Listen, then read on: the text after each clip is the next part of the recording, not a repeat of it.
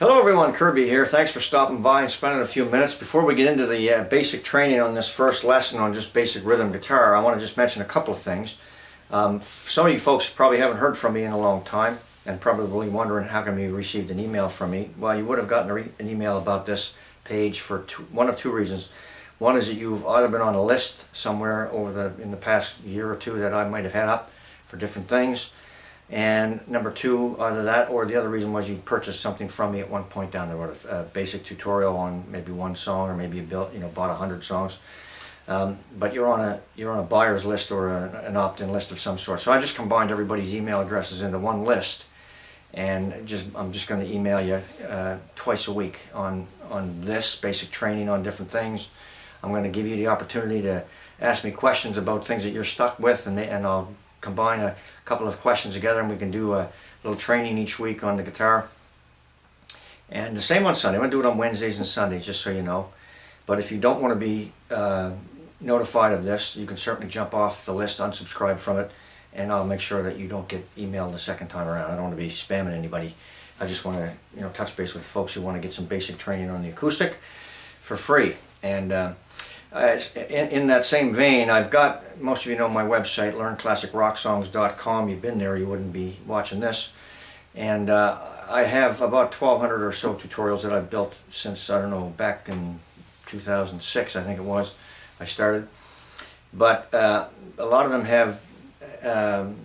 haven't been done in high def, and they don't have any tabs or anything on the screen, or any PDF files that come with the purchase of a tutorial, although I've got a bunch on my website for free. But last week I started this new format where I'm going to be putting up tabs on the screen, and as part of the instructional tutorial. So I haven't gotten into that yet, but I'm going to be. I'll talk about that in a minute.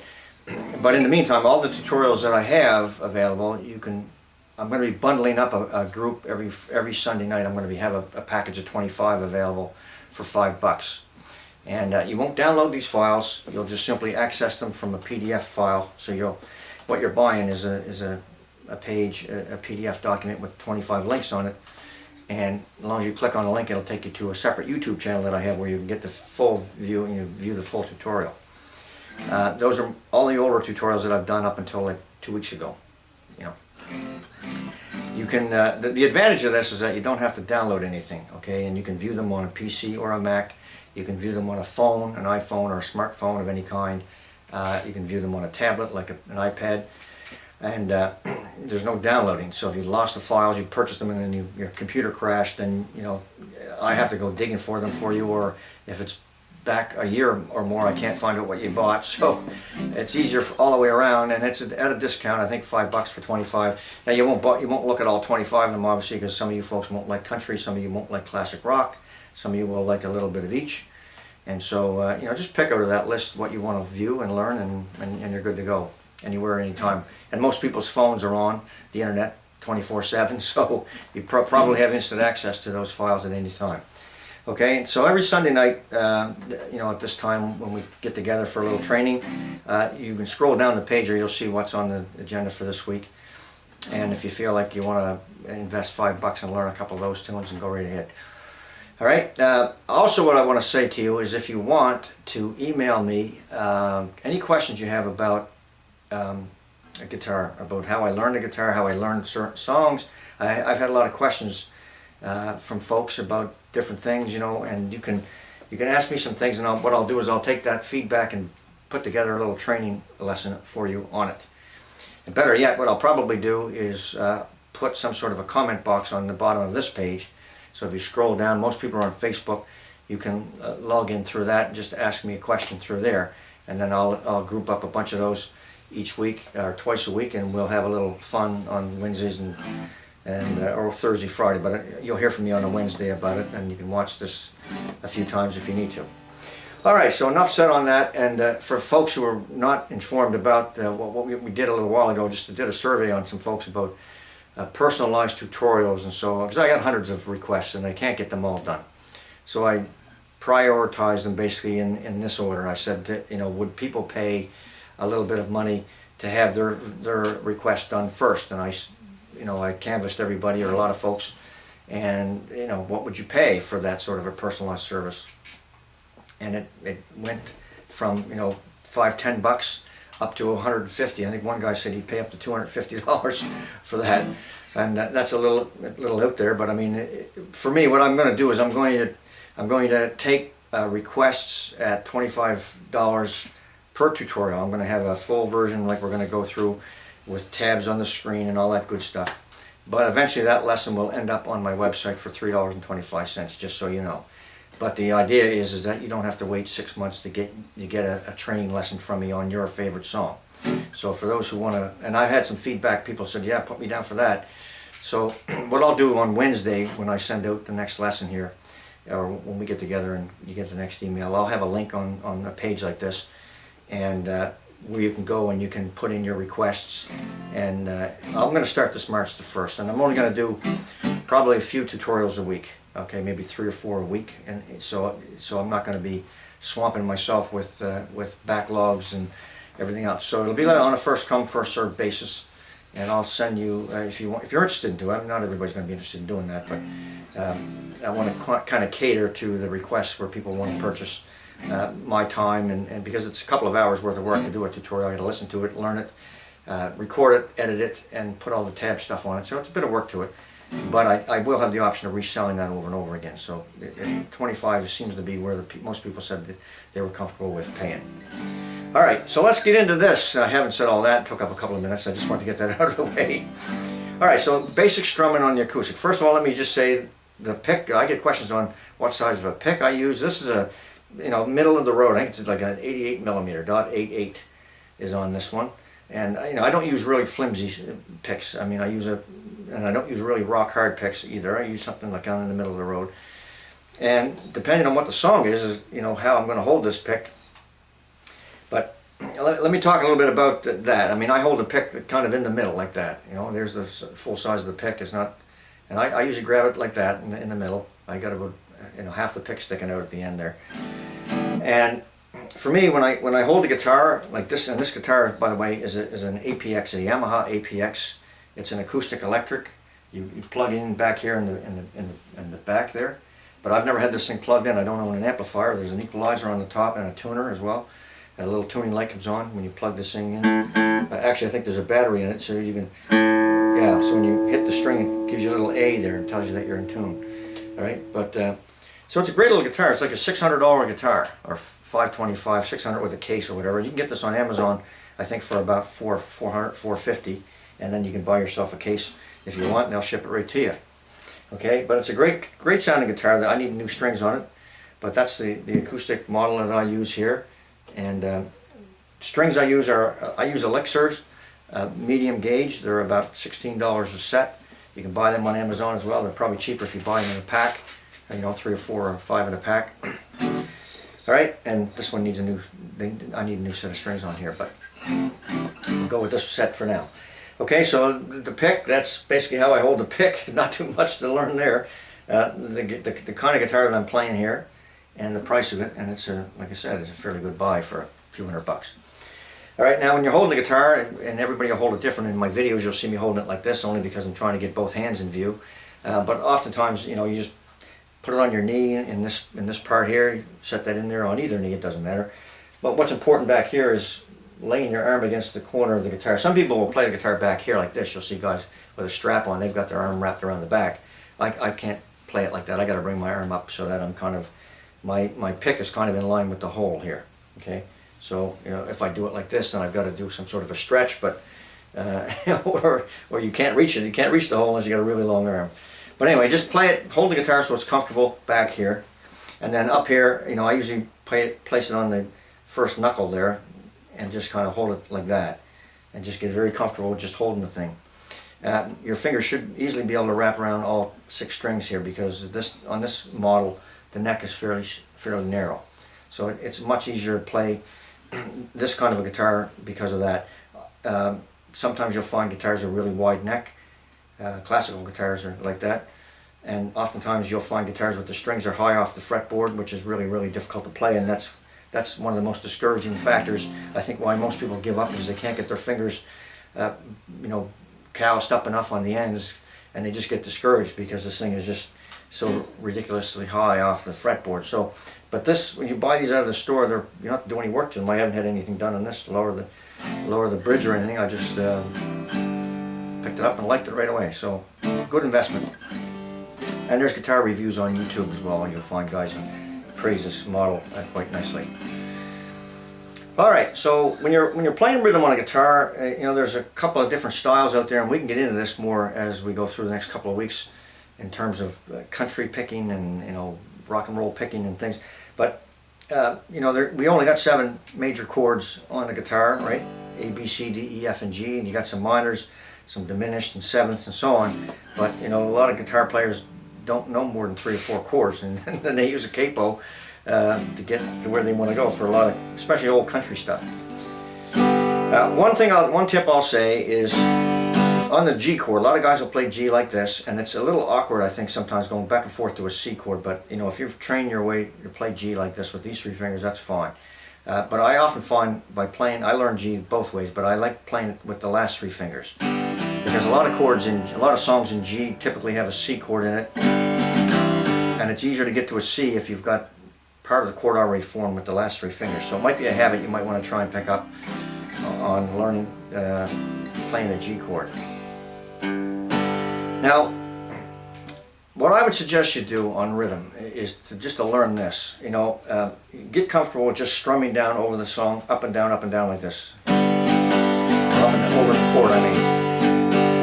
Now, what I do here, typically on the right hand, because a lot of guys get stuck on right hand, you know, ethics or whatever you want to call it. I hold this pick fairly loosely in my hand. I mean, you know, good gust of wind would probably blow that right out of my hand. But when I go across a string, I'm kind of, you know, at a, I don't know if you can see the angle here. I guess it's not that big of a deal. I'm not front right onto it like that. I've got my hand kind of, my palm is facing up, and my 3 fingers I typically will drag across the body of the guitar when I'm strumming. Okay, so if you've got your palm kind of angled up a little bit as you go down, and then you know, you rotate it a little bit as you come up. You don't want it up like this because you're going to have a problem playing an upstroke. But you know, typically it's just a revolving wrist on this. Now, some guys will do both. Some guys will just do a wrist action like this, and some guys will put a little bit of an arm action into it. But it's not a complicated thing to do. Just hold the pick lightly, have about half of it sticking out, and go down over the strings and go up and down, like that. And just go through a bunch of different chords that you already know. You know, I don't have to put any tabs or anything. I'm just going to play a full chord.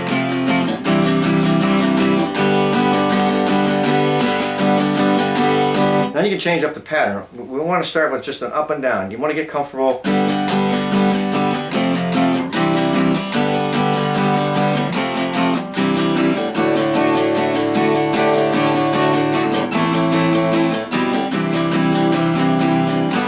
You want to get comfortable getting up and down on the strings back here, because as you go through certain songs, you'll be able to do like a little shuffle like this here.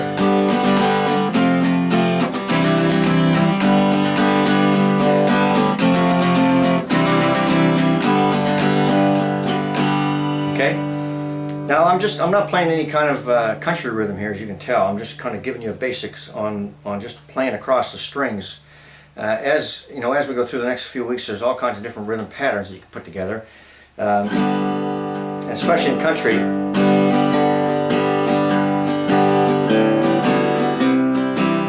And one that's used a lot is note, up, down, up, bass note, up, down, up, note, up, down, up, bass note, up, down, up.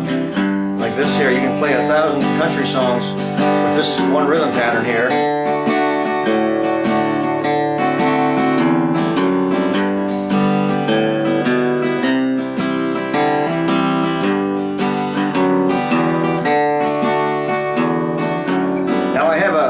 I have a series of free videos on my homepage. If you go there and on the right hand side, there's 30 free lessons, and they're 1-minute lessons.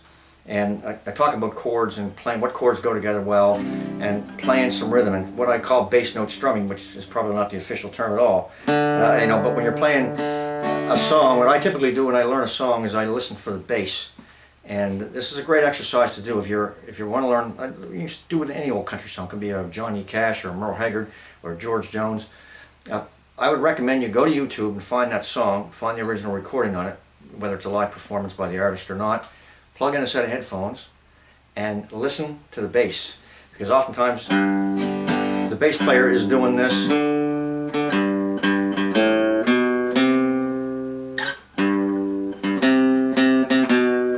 There's only so many bass runs you can play in a country song that fit, right? That are not ridiculous. You're not going to see a slap bass player in a country band. So they're playing basic country bass notes, and you can certainly put those in as you play rhythm.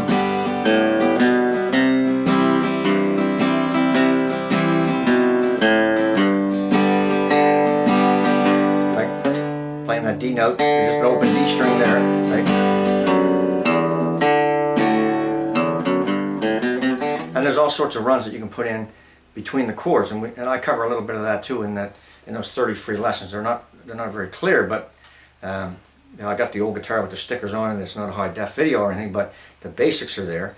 And a lot of times, playing those bass notes, because a lot of rhythm players don't. And if you can incorporate what I cover in those couple of lessons, you can even go through and click on the ones that say bass note strumming or whatever, and you'll see what I'm talking about there. But it's not a difficult concept. Once you catch on to it, you'll sit down and you'll play rhythm comfortably with just about anybody, because over the years I've sat and played in bars and taverns and people, and you can tell an amateur as soon as he picks up the guitar and starts playing D chord and he's got his E note at the top, okay, right away that guy doesn't have a clue too much about what sounds well. My brother did this for years until I slapped him a few times and told you don't play an open E at the top of a D chord. But anyway, and there's other techniques you can use when you're playing rhythm, whether it's a country kind of a style song or what I typically do with rhythm a lot of times, and when you watch some of my tutorials, is as you're going into a course and the drummer is going to do a little drum roll to get to the cymbal, I do that by doing a shuffle.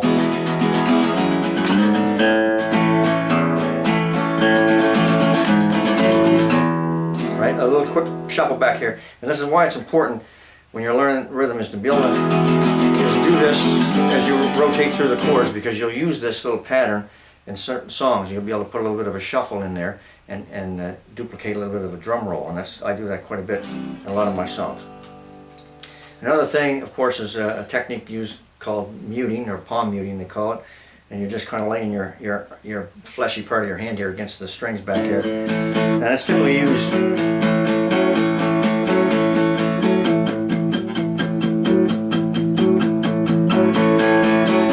back off, you can hear the strings ringing, right?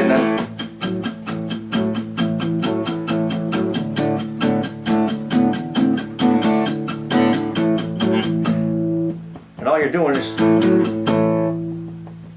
you're laying your palm of your hand against the string a little bit as you play down across it. So they both got to hit the string at the same time. But it's not difficult a technique to do. Once you play it a few times, you'll be able to play like rock and roll songs, where you want to kind of make it easy as you sing through the verse a little bit low, and then let the mute off as you get into the chorus, where you want to kind of increase the volume of the song, where the whole band is kicking in or something. And that's used a lot by guitar players, of course. Nothing new there. Alright, so hopefully some of this is helpful, and you'll be able to check out some of those free lessons I got on that one page there if you want. Their videos are on YouTube as well, but you can get to them from the link on the home page on the right hand side. You'll see 30 free lessons, and I got them all listed there and what they cover. It's basics, for the guitar, basic player, as is what I just covered here. Hopefully it was useful to you. But if you have any questions about anything in terms of what I can answer, I don't read music, first of all. I gotta say, I never took a lesson in my life. I don't read music, which is part of the reason why I didn't have a lot of tabs on my site. I've got a lot of chord tabs now, a couple of hundred that are free there to take for whatever you need. And for these 25 down below, I'll have tabs available for those. I'll send those to you on a separate link. For those who buy, instead of you hunting around the site, I'll just put them on a page and send them to you. But for what I have, I don't have all of them probably, but there's a bunch that I have. I'll just link them to you.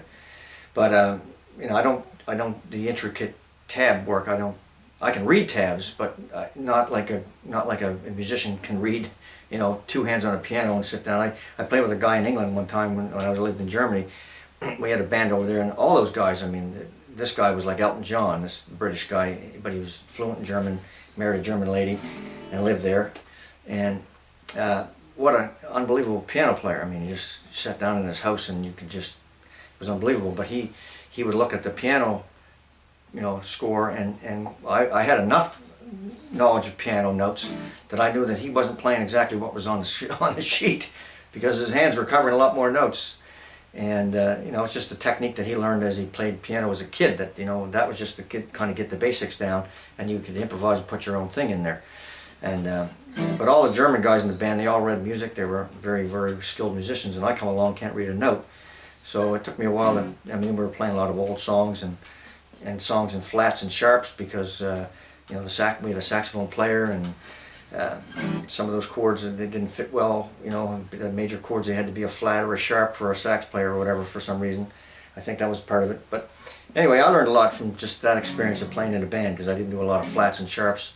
I learned mostly majors and minors, and so that helped me over the years. But anyway, I don't read music, so that's kind of one of the things that you maybe didn't know. I can stumble my way through a tab, but I can't read it fluently, like some piano players and good guitar players can pick up a tab and just, you know, finger pick it and just play it right through, no problem at all. I can't. I got to sit and fumble with it, and then I got to memorize it, and then I can play it. Right? I can't read it off the sheet as quickly as a lot of guys. Anyway, so there you go. We got a little bit of a lesson under our belt. We'll do this again on Wednesday and Thursday, or Wednesday and Sundays each week if you're interested. I'll put a question box down below. You can fire me off some questions, and we'll put together a little package each, a couple times a week, and go over some skill sets. Hopefully it'll help you.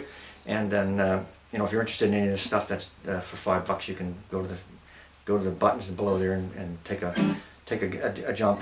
I had an introductory one for 50 lessons for $5. It was mostly classic rock. I think I had a handful of country in that, and that's available too off the homepage. Under the sign up form, there's a link there if you're interested in looking at that list from last week. Okay, so that's all we got, folks. We'll wrap it up. I want to thank you again for your time, and hopefully this was useful to you, and we'll touch base again next week.